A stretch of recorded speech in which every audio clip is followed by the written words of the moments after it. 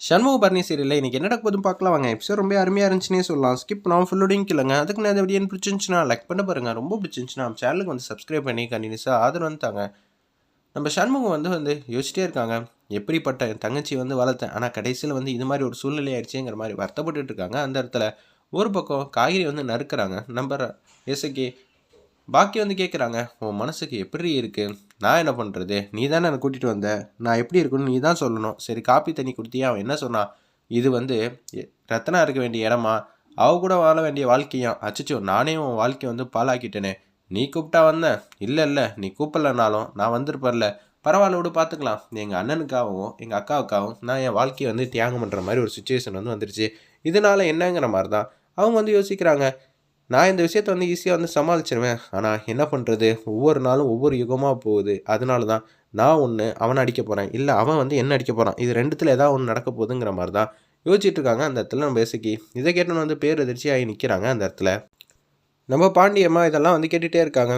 ஏய் முத்துப்பாண்டி ஒன்று பிறந்ததுலேருந்தே கெட்டவெல்லாம் கிடையாது, அவனும் நல்லவனாக தான் இருந்தான். ஆனால் என்ன பண்ணுறது, இந்த சுச்சுவேஷனை வந்து நம்ம வேறு மாதிரி தான் ஹேண்டில் பண்ணோம்.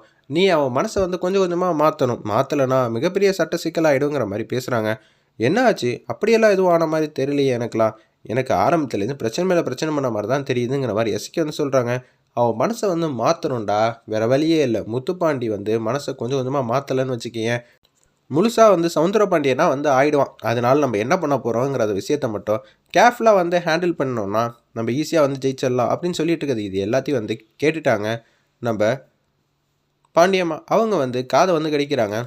முத்துப்பாண்டி காதையும் சவுந்தரபாண்டி காதையும். ஏய் அங்கே உன் பொண்டாட்டியும் உன் மருமகளும் என்ன மாதிரி திட்டமிட்டு இருக்காங்க, ஏமா நீ வேற, அவெல்லாம் எதுவும் திட்டமிடலாம் வாய்ப்பு இல்லை, நம்மள மாதிரியெல்லாம் யோசிப்பாளா, நம்மளை விட 100 மடங்கு இதை யோசிக்கிறா. இந்த சொல்யூஷனை வந்து காரணத்தை கண்டுபிடிச்சி முத்துப்பாண்டியை கொஞ்சம் கொஞ்சமாக உங்ககிட்டேருந்து பிரித்து டோட்டலாக வந்து மாற்றணுமா, மாற்றினதுக்கப்புறமேட்டுக்கு தனி கொடுத்துறவங்க கூட போயிடுவாங்களாம். இது எல்லாத்தையும் வந்து போதிச்சுக்கிட்டு இருக்காடா உன் பொண்டாட்டி வந்து எசக்கி என்ன சொன்னா, இப்போதைக்கு இல்லைன்னு சொல்லிகிட்டு இருப்ப, அதுக்கப்புறம் அதுதான் கரெக்டுன்னு சொல்லி சரி எத்தான்னு சொல்லி ஆமாஞ்சாமி போட்டு அதுக்கேற்ற மாதிரி காய் வந்து நோத்துவா. அத்தை எனக்கு தெரியாது, நீங்கள் தான் வந்து வர சொன்னீங்க, யாரை வர சொல்லியிருக்கீங்க, எசக்கிய. அப்படி இருக்கும்போது இந்த பிரச்சனையெல்லாம் நீங்கள் தான் தீர்த்து வைக்கணும். டேய் என்னடா எதுக்கு எடுத்தாலும் இதே மாதிரி சொல்லிட்டு இருந்தேன்னு வச்சுக்கேன், எதுவுமே வேலை கேட்காது அப்படின்னு சொல்கிறாங்க. அந்த இடத்துல சரி இப்போ என்ன பண்ணலாங்கிற மாதிரி யோசிச்சுட்டு இருக்காங்க. அந்த இடத்துல நம்ம முத்துப்பாண்டியிலேருந்து எல்லாரும் சரி நான் சொல்கிறத மட்டும் செய்டா, அதை விட்டுட்டு தேவையில்லாமல் வந்து சொத்து பிரச்சனை அந்த பிரச்சனை இந்த பிரச்சனைன்னு போயிட்டு இருக்காத, கொஞ்ச நாள் வந்து அந்த சொத்து பிரச்சனையெல்லாம் கண்டுக்காமல் இரு, எவனோ கெடுக்கட்டு போய்க்கிறான், இல்லை அப்புறமேட்டு நம்ம பஞ்சாயத்து பண்ணி வாங்கிக்கலாம், அதெல்லாம் இப்போதைக்கு பிரச்சனை இல்லை, இப்போதைக்கு நம்ம எசக்கியை நம்ம கைக்குள்ளே வச்சுக்கணும். பாக்கியம் சொல்கிற மாதிரி ஏதாவது ஒன்று பண்ணி இவன் மனசை வந்து மாற்றிட்டான்னு வச்சுக்கேன், அதுக்கப்புறம் என்ன ஆகும் தெரியுமா, இவனும் ஒரு சிவபாலனா ஆகிடுவான். அக்கா பேச்சுவார்த்தை கூட இப்படியெல்லாம் சொல்லாத அப்படின்னு சொல்லிட்டு இருக்காங்க. நான்லாம் மாற வாய்ப்பே இல்லாத, என்ன இப்படி தான் புரிஞ்சுப்பீங்களா அப்படின்னு சொல்லி கேட்குறாங்க. அந்த இடத்துல ஒரு பக்கம் நடந்த உண்மையெல்லாம் வந்து சொல்லிடுறாங்க நம்ம சூடாமணி கிட்ட.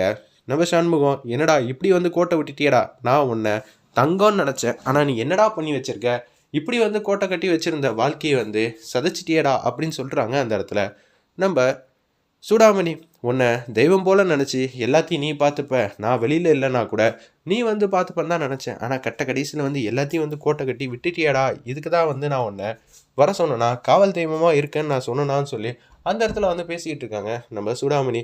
அம்மா என்னம்மா பண்ண சொல்கிற, கடைசியில் வந்து கவிதாவும் வந்து போயிட்டாலே அப்படின்னு சொல்லி வருத்தப்பட்டு இருக்காங்க. அந்த இடத்துல நம்ம சண்முகம், கவிதா போனது எல்லாம் மனசு கஷ்டமாக தான் இருக்குது, ஆனால் அதே சமயத்தில் வந்து ஒவ்வொரு கட்டத்தில் ஒவ்வொரு பிரச்சனை, இப்படி உசுரோடையே வந்து என் பொண்ணை வந்து அந்த வீட்டுக்கு வந்து அனுப்பிச்சி வச்சிட்டியடா, அவள் இருக்கிறதும் ஒன்று தான், இப்போ இல்லாமல் இருக்கிறதும் ஒன்று தான், இனிமேட் நம்மளால் தலை தூக்கி அடிக்கவே முடியாது, நம்ம லைட்டாக தலை தூக்கி பேசினா கூட 10 அடி வாங்குவாளே எசக்கி, இதெல்லாம் தேவையாங்கிற மாதிரி அந்த இடத்துல வந்து ரொம்ப ஆதங்கப்பட்டு பேசுகிறாங்க நம்ம சூடாமணி. இனிமேட்டு என் மூஞ்சிலே முழிக்காத, பேசாத அப்படின்னு நம்ம சூடாமணி வந்து கண்ணாப்புனான்னு வந்து சண்முகத்தை வந்து திட்டுறாங்க. அம்மா தப்பு நடந்துருச்சுமா, இந்த தப்பு நடந்துருச்சு நீ சொல்லலாம், ஆனால் இனிமேட் மாற்றிக்க முடியுமா, முடியாதுல்ல அப்படின்னு சொல்லும்போது ரொம்ப சோகத்தின் உச்சத்தில் ஆயிடுறாங்க நம்ம சண்முகம். ஒரு பக்கம் வீட்டிலேருந்து எல்லாரும் வந்து ஃபோன் அடிக்கிறாங்க பரணிக்கு. பரணி வந்து வைத்தியம் பண்ணிகிட்டு இருக்காங்க. நீங்கள்லாம் எனக்கு வந்து காசு தரணும்னு அவசியம் இல்லை, இந்த காசுக்கு நல்லபடியாக வந்து மருந்து மாத்திரையெல்லாம் சாப்பிட்டு உடம்பு வந்து கனகாத்திரமாக பார்த்துக்கோங்க அப்படின்னு சொல்கிறாங்க. அந்த இடத்துல நம்ம பரணி அப்பன்னு பார்த்து தங்கச்சிங்கெல்லாம் ஃபோன் அடிக்கிறாங்க. ரத்னாவும் வீரலட்சுமியும் நம்ம பரணிக்கு அண்ணனை காணும், ஏய் அண்ணன் என்ன பண்ண போகிறான், எங்கேயாவது சோகமாக உட்காந்துருப்பா முருகன் கோயிலில், எதுவாக இருந்தாலும் பார்த்துக்கலாம் அப்படின்னு சொல்கிறாங்க.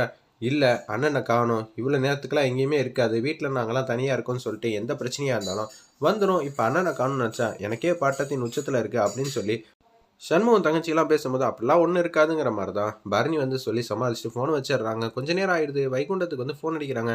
"மாமா கண்டுபிடிச்சுட்டாங்களா?" அப்படின்னு சொல்லி கேட்குறாங்க நம்ம சண்முகத்த பத்தி. "நான் சண்முகத்த பத்தி நீ தகவல் தெரிஞ்சிருக்கோம். அதனால தான் நான் ஃபோன் பண்றேன்னு நெனச்சேம்மா. என்னம்மா இப்படி பண்ணிட்டு இருக்கான்?" அப்படின்னு சொல்லும்போது, அவங்களுக்கு தெரிஞ்ச 2 பேர் வந்து நிதானம் இல்லாம ஆயிட்டு இருக்காங்க. அதுக்கேத்த மாரியே வந்து, "என்னடா சண்முகத்தோட வாழ்க்கை இப்படி போயிட்டு இருக்கேடா. அவன் உசுரா நெனச்ச தங்கச்சியே, அவள வந்து பேச்ச கேட்காம மீறி போயிட்டானே! இப்ப என்ன நடந்துச்சு? அப்படின்னு சொல்லி ரொம்பவே வந்து சோகமா இருக்கிறப்ப, சண்முகம் வந்துடுறாங்க. அவங்க கிட்ட இருக்கிறது எல்லாத்தையும் வந்து மடக்கு மடக்குன்னு வாங்கி சாப்பிட்றாங்க அந்த இடத்துல. வெயிட் பண்ணி பார்ப்போம். கதைக்களம் ரொம்பவே சுவாரஸ்யமா போகுது.